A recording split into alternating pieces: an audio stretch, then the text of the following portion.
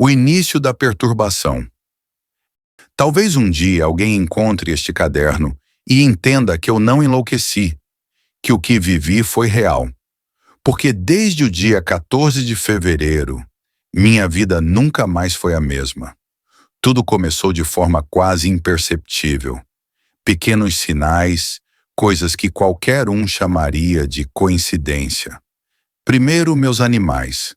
As galinhas que sempre botavam seus ovos direitinho no galinheiro começaram a sumir. Eu procurava e encontrava os ovos espalhados pelos cantos mais improváveis. Dentro do coxo do cavalo, no fundo do meu armário de ferramentas, até debaixo do travesseiro certa vez. O cachorro, que sempre dormia tranquilo aos meus pés, começou a latir desesperado para o nada, como se visse algo que meus olhos não alcançavam. Meu cavalo. Esse foi o primeiro a dar o verdadeiro sinal de que não era coisa natural. Um belo alazão, manso como poucos, de repente começou a se agitar todas as noites. Ele bufava, batia os cascos contra o chão, os olhos arregalados como se uma fera o rondasse. Eu ia até ele, passava a mão pela sua crina tentando acalmá-lo, mas sentia o corpo do bicho tremer como vara verde. No início ainda pensei, deve ser bicho do mato. Onça, talvez, mas não demorou para eu perceber que tinha algo muito mais sombrio. Foi na madrugada do dia 16 de fevereiro. Eu estava me preparando para dormir quando ouvi pela primeira vez o assobio. Um som fino, prolongado, que cortou a noite como uma navalha. Eu me levantei de sobressalto, peguei o lampião e fui até a janela. Escuro, só a lua iluminando os galhos das árvores. O vento parecia parado, mas o assobio veio outra vez, dessa vez mais perto. Senti os cabelos da nuca arrepiarem. "Quem tá aí?" Gritei, tentando soar firme. Silêncio, só meu cavalo relinchando nervoso lá no curral. Voltei para a cama, mas o sono não veio. O assobio ecoava de tempos em tempos, sempre que eu começava a fechar os olhos. Aquilo foi me desgastando, noite após noite. Os dias seguintes foram ainda piores. O açúcar que minha mãe guardava no pote aparecia trocado por sal. O feijão que eu deixava de molho amanhecia cheio de pedras misturadas. Minhas botas surgiam escondidas no telhado e uma vez até dentro do poço. No começo cheguei a rir, achando que era alguma travessura de moleque da vizinhança. Mas logo percebi que não havia explicação lógica. Foi então que as lembranças da minha avó começaram a pesar. Minha avó, mulher de fé e sabedoria antiga, sempre nos alertava sobre os seres da mata.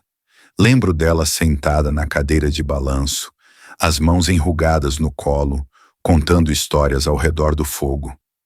"Vocês precisam respeitar a mata, meus netos. Ali não estamos sozinhos. Tem o curupira que protege os bichos. Tem a iara que chama os homens para dentro do rio. Tem o nego d'água que ninguém deve provocar. E tem o saci. O saci é danado. Adora zombar dos homens, bagunçar as coisas, assustar os viajantes. Mas é perigoso mexer com ele. Muito perigoso." Eu ouvia aquilo com desdém. Histórias para assustar criança, pensava. Mas naquela semana, com os assobios e as travessuras aumentando, comecei a sentir um frio na espinha. No dia 18, a coisa piorou de vez. Acordei com o cavalo relinchando tão alto que parecia estar sendo esfolado vivo. Corri descalço até o curral e vi o bicho se debatendo, os olhos cheios de terror. No chão, a poeira se levantava num redemoinho alto, girando com força, e no meio dele, eu vi uma sombra, pequena, ágil, pulando numa perna só, como se dançasse dentro do vento. O chapéu vermelho reluzindo à luz da lua. Era ela, o saci. Meu sangue ferveu. "Desgraçado!" rosnei cerrando os punhos. Naquele instante, senti que não podia mais aceitar passivamente.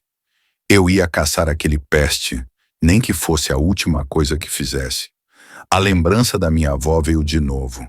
Ela dizia que havia uma forma de capturar o saci, jogando uma peneira de cruzeta em cima do redemoinho. Se acertasse, ele ficaria preso, podendo até ser trancado numa garrafa com uma rolha bem tampada. Eu nunca acreditara nisso, mas agora, diante da sombra zombeteira, me agarrei àquela possibilidade como quem se agarra a uma tábua em alto mar. Passei o dia seguinte me preparando. Peguei a peneira velha de farinha que estava encostada no galpão. Testei o peso dela nas mãos como se fosse uma arma sagrada. E fiquei de vigília, esperando o redemoinho aparecer de novo. O assobio veio antes do vento. Meu coração disparou. Pode vir, desgraçado.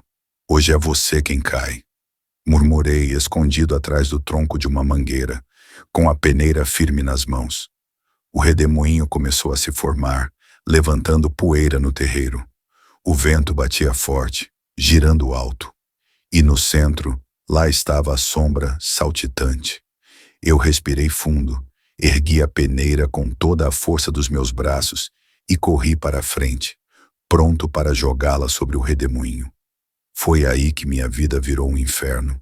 Corri com a peneira erguida, o coração disparado no peito, a poeira batendo no meu rosto.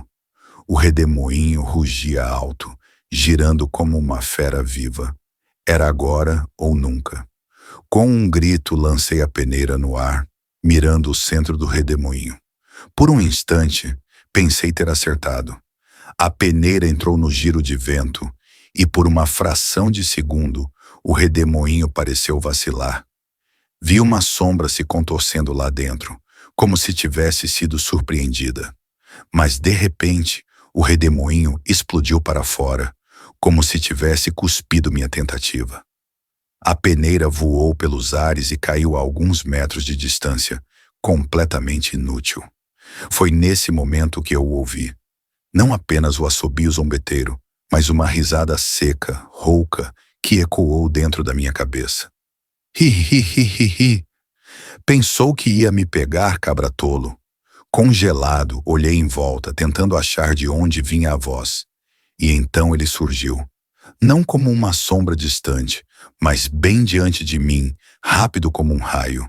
Um vulto pequeno, de uma perna só, chapéu vermelho na cabeça, olhos faiscando como brasas. Misericórdia! Murmurei, antes que ele avançasse. Senti o primeiro golpe nas costas, como se tivesse levado uma chicotada de arame farpado. O grito me escapou na hora. Outro golpe veio na perna, depois nos braços. Eu tentava me proteger, mas era inútil. Ele se movia como o próprio vento, surgindo de um lado, depois do outro, rindo o tempo inteiro. Vai desafiar Saci, é? Vai brincar de caçador comigo? A voz parecia vir de todos os lados. Para! Gritei cambaleando. Eu só queria que me deixasse em paz. Outra chicotada me atravessou o peito, rasgando a camisa. Senti a pele arder, o sangue escorrendo quente. Me joguei no chão, rolando, mas o danado não parava. Era como se eu fosse apenas um brinquedo para ele.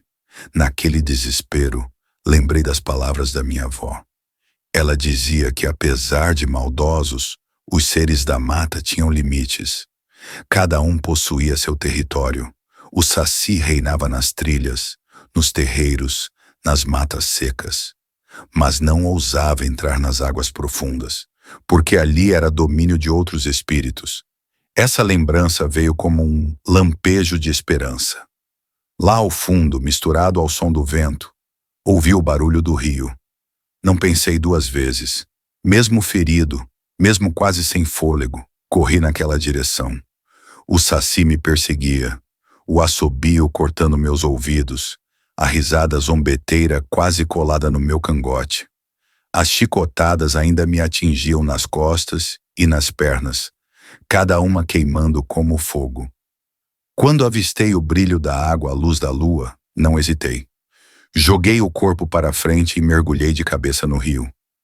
A água fria me envolveu e as feridas arderam como se eu tivesse mergulhado em brasa.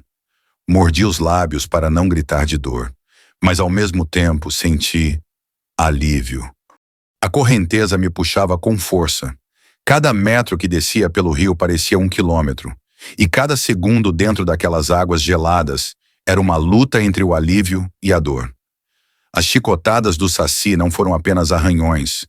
Eram cortes vivos, ardendo como fogo quando a água fria batia. Eu sentia o sangue se misturando ao rio, e isso me enchia de medo. Se eu morrer aqui, nem vão achar meu corpo. Vão dizer que enlouqueci e me perdi na mata. Esse pensamento me atravessou como uma faca. Mas a lembrança da risada do Saci era ainda pior. A cada vez que mergulhava a cabeça para escapar de um galho, jurava ouvir um assobio ecoando lá fora, como se ele ainda estivesse me seguindo pela margem. Meu coração disparava. Será que o Saci podia entrar no rio também? Será que a história da minha avó era mesmo verdadeira?